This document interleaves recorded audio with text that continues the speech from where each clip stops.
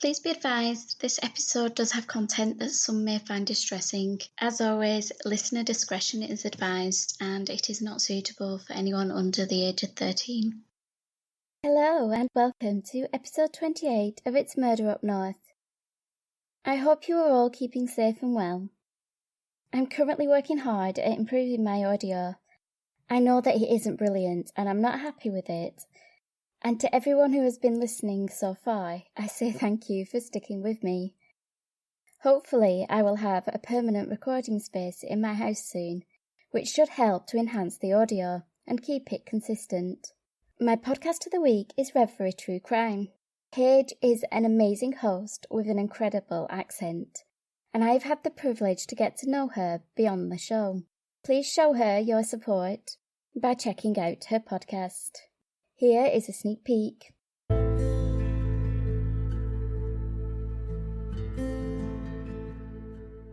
My name is Paige, and I'm the host of Reverie True Crime. Reverie means to daydream, but even daydreams can become nightmares. Come join me and get lost in horrific reverie about true crimes and eerie events.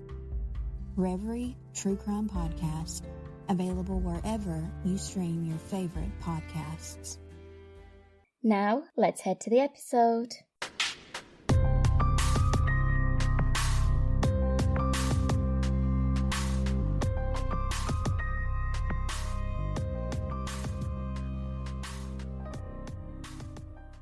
"11-year-old Allan had started feeling ill on Saturday the 17th of January, 1970.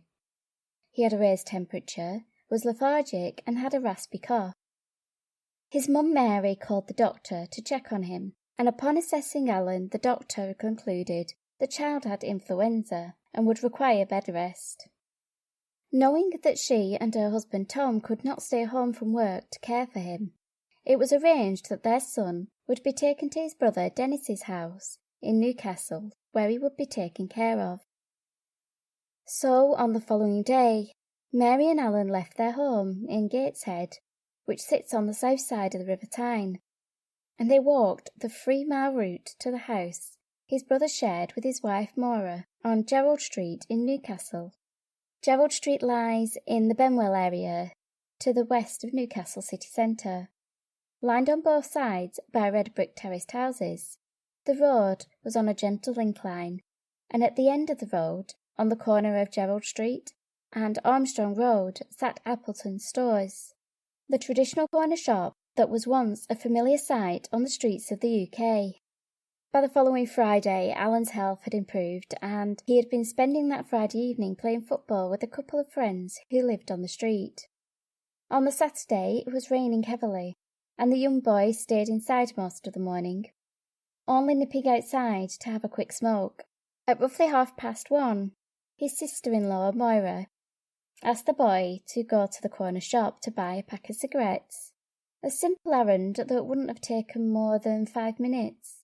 After all, the shop was only at the end of the street, just 100 yards away.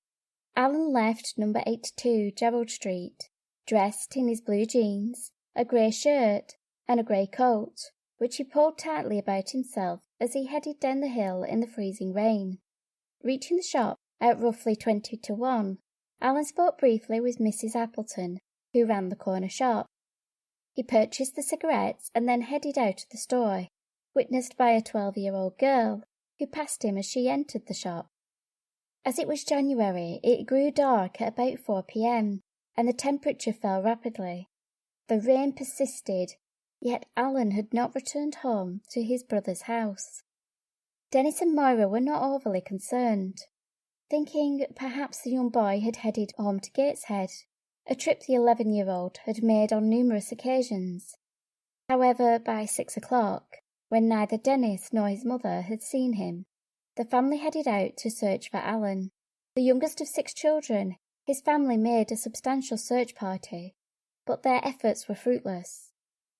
Increasingly concerned that no one in the area around Gerald Street had seen the boy since he left the shop, the decision was made to contact the police. The search for Allan had hardly started when police received a call shortly after 9 o'clock on the Sunday morning, roughly 5 miles northwest of Gerald Street, on a rural stretch of road, a farm worker had found the body of a young boy lying face down in 3 feet of water in a drainage ditch.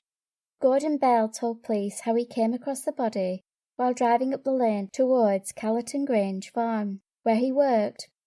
He stated, quote, "When I went to work it was dark, and I saw a pair of shoes in the glare of my headlights. I intended to look when I finished work, and I did this at about 9 a.m. I got out of the car and looked into the ditch near to where the shoes were lying. I saw what appeared to be the body of a boy. There was little water in the ditch. The body lay approximately 20 yards from the nearest farm building. Police were eager to discover who the boy was and how he had ended up in the ditch. At the farm they questioned another potential witness, Joseph Thornton, the farm manager. When investigators spoke to him, he told them that he had been in Newcastle that Saturday at the markets and had not returned to the farm until shortly after midnight. He claimed he did not see anything untoward as he drove up the lane towards the farmyard. The boy was fully clothed, wearing blue jeans, a grey shirt and a grey coat. Police estimated he was aged between 8 to 12 years old, and a search of the boy's clothing revealed a pack of unopened cigarettes and some loose change. It didn't take investigators long to link Allan Graham's disappearance with the discovery of the boy's body less than 24 hours later.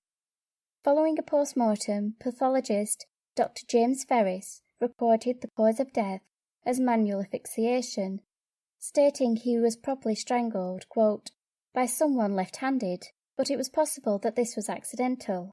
I think that since only a moderate force had been used, it could have been sudden and unexpected, and would be impossible to completely exclude accidental strangulation."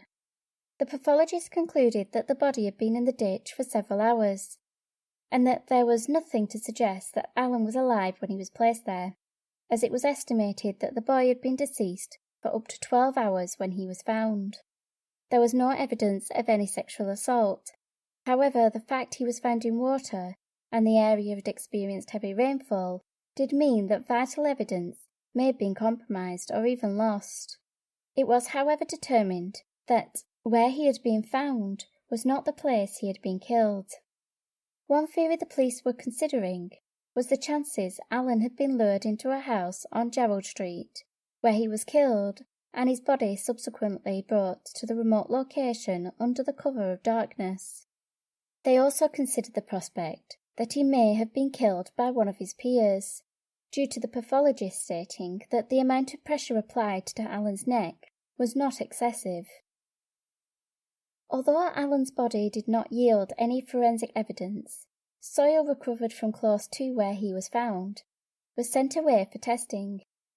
It was found to be composed of dirt which did not originate from Gerald Street, nor was it native to the area around the farm. The expert who examined the soil concluded that it was likely to have originated from somewhere in the Tyneside area. However, this did little to narrow down where the soil came from, as Tyneside includes Newcastle at the centre, South Shields, which lies 12 miles to the east, Gateshead 6 miles south of Newcastle, as well as miles of open countryside and towns that lie to the north of the city. It is quite possible the soil may have come from Gateshead and had come loose from the treads of Allan's shoes, or alternatively, it came from the farm manager's car on his return from the markets at Newcastle that day. The police investigation began with a large presence on Gerald Street and the surrounding areas. Door-to-door inquiries were performed, police dogs were brought in, and homes were searched. Allan's mother struggled with the news that her youngest child had been found dead, and she had been placed under the care of a doctor. However, police questioned family members to help get a clearer picture of Allan's life. Allan was born in 1959 in Bladen, a town which lies in the metropolitan district of Gateshead. When he was 2 years old, his parents divorced, and his mother subsequently married a man called Tom Walls. The family moved to a large double-fronted terraced house on Buick Road in Gateshead, where he was living at the time of his murder. He attended Brackenbeds Junior High School, where he was described by teachers as intelligent, hard-working, yet a shy boy who tended to have a small group of close friends. Allan's stepfather Tom Wall stated, quote, "He wouldn't talk to a stranger and certainly would never dream of accepting a lift from someone he didn't know." By all accounts, Allan was a quiet yet streetwise boy. He often undertook the hour walk from his home in Gateshead to his brother's house, or to the market in Newcastle on a Saturday. One aspect that did concern the police was that Allan was known to wander off without telling anyone, but he would usually just turn up at a family member's house, which helped to explain why the family were not overly concerned when he hadn't returned from the shop. Investigators questioned Miss Doris Appleton, who ran the corner shop. She recalled selling a pack of cigarettes to Allan. She had often seen the 11-year-old in her store and described him as, quote, "a quiet little boy who was very well behaved." Mrs. Appleton was unable to tell police which direction Allan headed after leaving the shop. Her store's position was also a concern for the police. Although Gerald Street was a quiet side road, the shop's entrance was on Armstrong Road, a busy thoroughfare which led east towards Newcastle city centre, or west, heading out of the city. It was possible that Allan had been abducted from Armstrong Road as he exited the shop. During door-to-door inquiries, Mrs. Clark, a housewife, stated she witnessed a brown car driving quickly away from the back alley behind Gerald Street. She stated, quote, "I saw a brown car tearing up the back lane, going so fast I thought it might not get around the corner, making towards Newcastle. It sticks in my mind because not many cars use the back lane, and this car was going too fast." Mrs. Clark placed this incident at about the time that Allan had left the shop, which only strengthened the police's suspicion that Allan had been abducted. They speculated that despite the boy leaving his brother's house via the front door, it was possible that he returned using the back alley, and it was from here he had been abducted. Police attempted to trace the brown car that was seen speeding out of the alleyway. Unlike today, where most households have at least one vehicle, car ownership in the 1970s was still unaffordable for most. Investigators learned that 16 vehicles had been stolen around the time of Allan's disappearance, and police looked into the theory that one of these may have been used to transport him to the farm. Despite their best efforts, this line of inquiry met a dead end.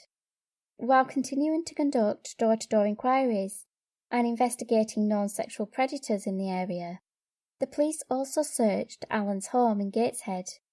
His room was tidy and everything had its place. In a drawer beside his bed, officers found a black book.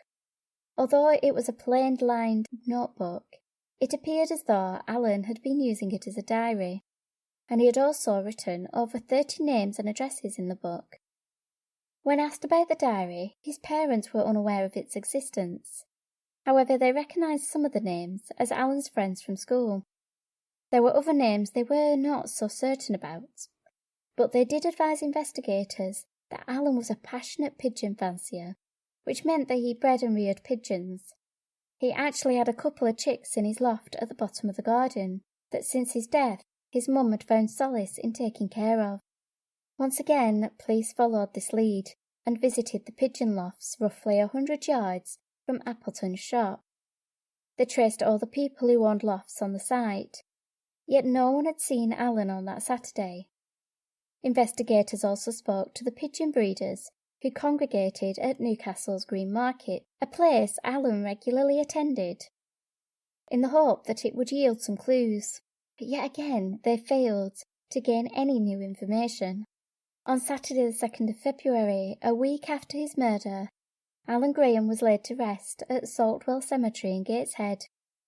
Police officers attended the service to take account of those who were in attendance, as they believed that Allan had been murdered by someone who knew him. Speaking at a press conference, DCI Bernard Monkhouse stated, quote, "It has been impossible to trace his movements after leaving the shop. Investigators hope that by recreating Allan's last known movements, It would garner new leads. So an hour after the 11-year-old had been buried, the police performed a reconstruction of his last steps, using a police officer's son who looked similar to Allan and dressed in clothing similar to those worn by the murdered boy, save for his jacket. The one Allan had worn was grey, but unable to find one like it, the police officer's son wore a brown coat. He followed the route Allan had taken, the short 1-minute walk to the corner shop, at the exact same time as Allan had done a week before, while detectives watched from the windows of the houses in the street. The reconstruction was also filmed by a local news crew, who aired it on the news broadcast later that day. The broadcast did generate a promising lead from a member of the public who came forward to state that in the footage they saw a man lurking in the doorway of one of the houses of Gerald Street, and the witness believed this was the same man they had seen a week earlier, close to the site where Allan's body was found. Officers repeatedly watched the footage, and I am presuming, due to there being no further mention, that this person must have been identified and eliminated from the inquiry. 2 weeks after the murder, the trail was already beginning to go cold. Despite checking over 8,000 names and taking 2,000 statements, they were no closer to solving the crime. It was like Allan had stepped out of the shop that Saturday afternoon and just disappeared. Detective Chief Superintendent Harvey Burroughs told journalists that, quote, "This murder is a mixture of vengeance and passion. We are 100% sure the murderer knew the boy."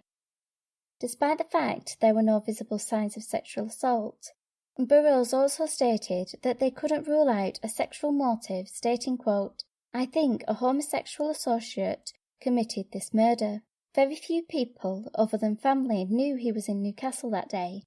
Yet someone met him. Someone knew he was there. I must point out that we, thankfully, live in different times, and now we would use the term paedophile to describe the person who took Allan's life." Sadly, within 6 months of Allan's death, the police had exhausted all options. They'd looked into his family and acquaintances, even considering the idea that one of his friends had committed the crime, and then an adult had helped them to cover it up. I can understand them considering this option. Not only had the pathologist suggested this was possible, Allan's murder happened just 2 years after the murders of 10-year-old Mary Bell, which occurred less than a mile away from Gerald Street. In October of 1970, an 11-year-old boy had been waiting for a bus at Benton Road, which lies about 6 miles northeast of Gerald Street. The child told police it was approximately 6:30 in the afternoon when a white Mark II Ford Cortina pulled up at the curb beside him. The man driving the car was described as being roughly 5 foot 8 inches tall. He had a slender build with thinning hair and was wearing a knee-length Mac. The man attempted to force the boy into the car. However, when the boy resisted, the man hurried back to the car and drove away. Detective Chief Superintendent Harvey Burroughs stated, quote, "There is a strong possibility that this is the man we want." Once again, the lead did not bear any fruit. The police operating in the 1970s were not blessed with the technology that could have assisted them today. The shop would probably have had some sort of CCTV system that may have revealed where Allan went after he left. Many houses and businesses also have surveillance cameras installed, which could have helped the investigation. Today we have number plate recognition that could have captured the suspect's car, and computers that would have made it easier to search the various databases. The chances are that at 11 years old, Allan would have had a mobile phone, which could have been used to trace his movements. But unfortunately, the police at the time had none of these at their disposal, and without knowing what happened to Allan after he left the shop, from the beginning, the police had an uphill battle. And the death of her youngest son devastated Mary. Not long after his death, her marriage to Tom broke down. Her living room became a shrine to her lost child, and on the staircase, neatly folded, were the clothes he had been wearing on the day he was murdered. a constant reminder of him. The grieving mother struggled with the knowledge that her son's killer still walked the streets, that it could be someone she knew. She confessed her biggest fear was finding out that the person who murdered her son was someone close to her. She spent approximately £30,000 in today's money travelling the country in search of clairvoyants and spiritualists who she hoped would have some clues to help her find her son's killer. She told the Chronicle newspaper that many of those she consulted claimed that the killer was a juvenile. Desperate for answers, Mary even bought a local pub, hoping that maybe one day a patron would disclose some information which could help solve the case. What made her suffering worse was the phone calls and letters she would receive off someone claiming to be the killer. These correspondence were passed on to the police to investigate, but did not bring anything new to the case. Either the police were unable to trace their origin, or the person responsible was playing a very sick game, which sadly in cases like this is not uncommon.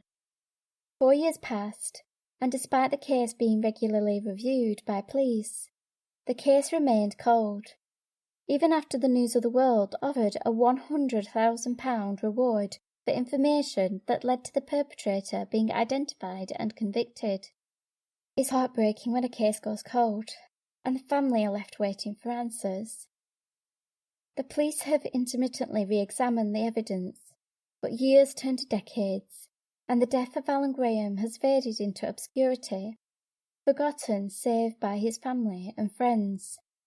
One of those friends, Ken Brown, approached the Chronicle newspaper 5 years ago, following an article they had produced for the 45th anniversary of Allan's death. He stated, quote, "It just hit me when I read the story in the Chronicle, and everything came rushing back. He said I actually felt sick to my stomach. I now just want to do anything I can to help. Since I read the story in the Chronicle, it's been like the cogs in my brain have started turning." The passage of time had not dulled his memory of the incident that he had tried to suppress for over 40 years. Ken used to play with Allan and another boy who lived on Gerald Street called Dave Bryson. He recalled that they'd been playing football the previous day and had resumed their game that Saturday in between breaks in the rain. They played for a couple of hours until lunchtime.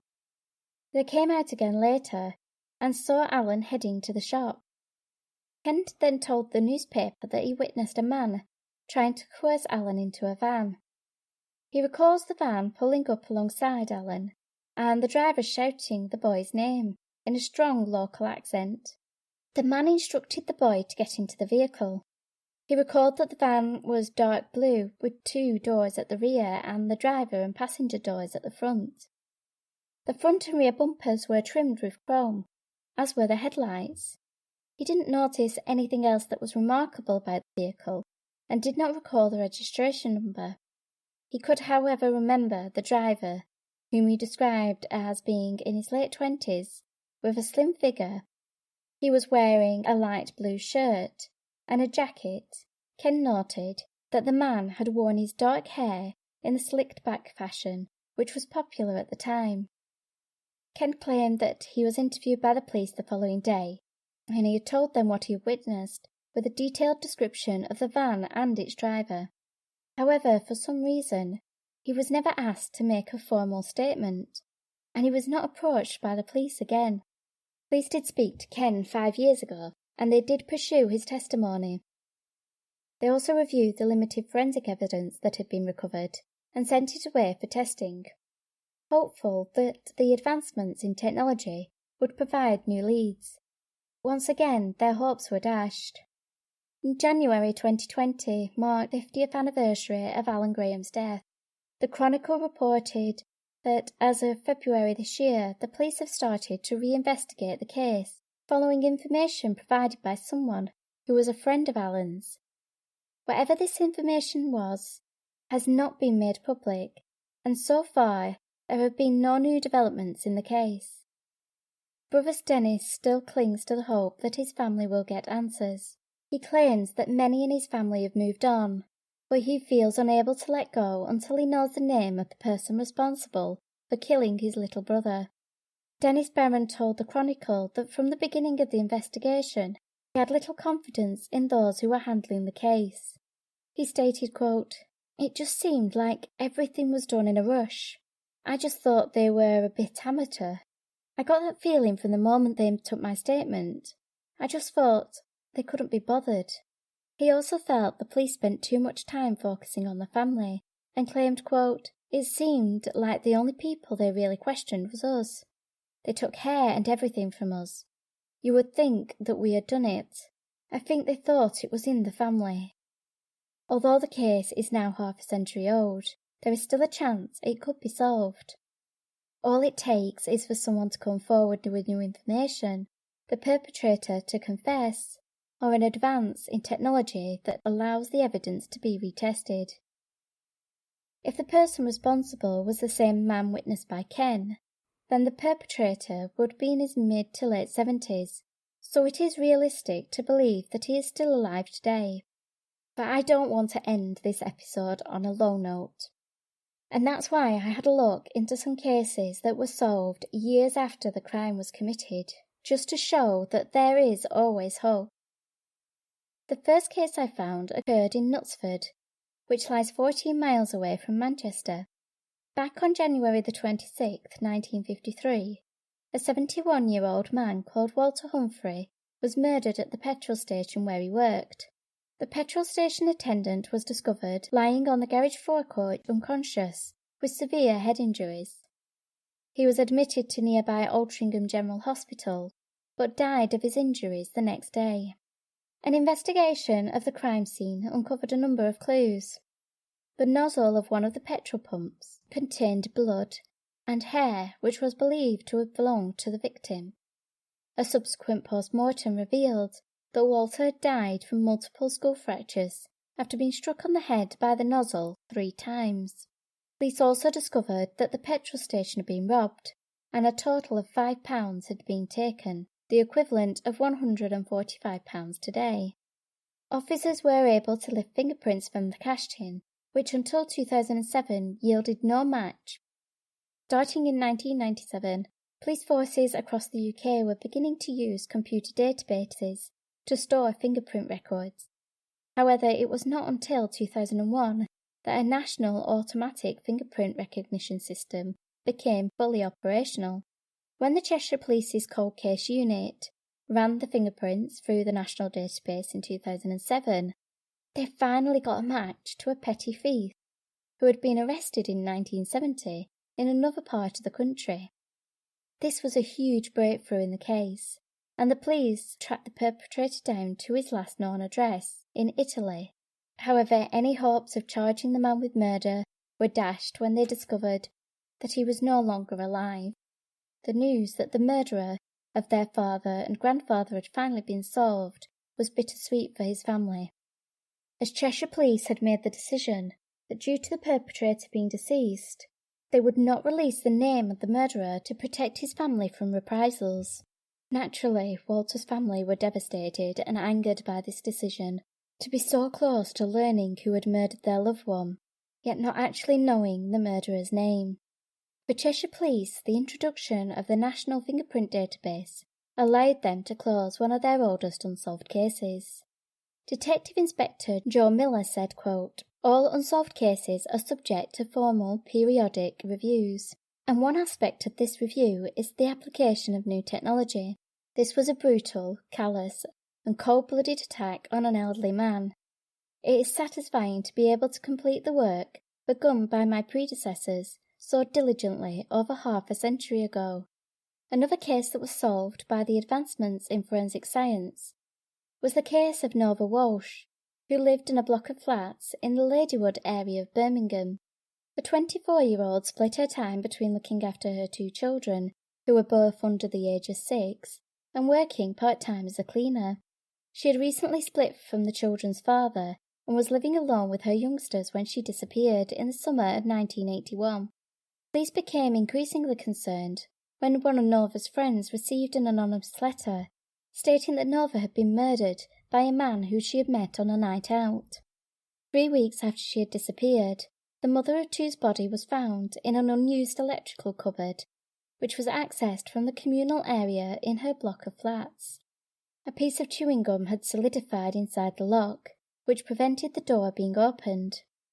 Further investigations revealed that she had died through pressure on her neck. The chewing gum was taken into evidence, but at the time, police were unable to do anything with it. Nor were they able to test the saliva on the envelope that the letter had arrived in.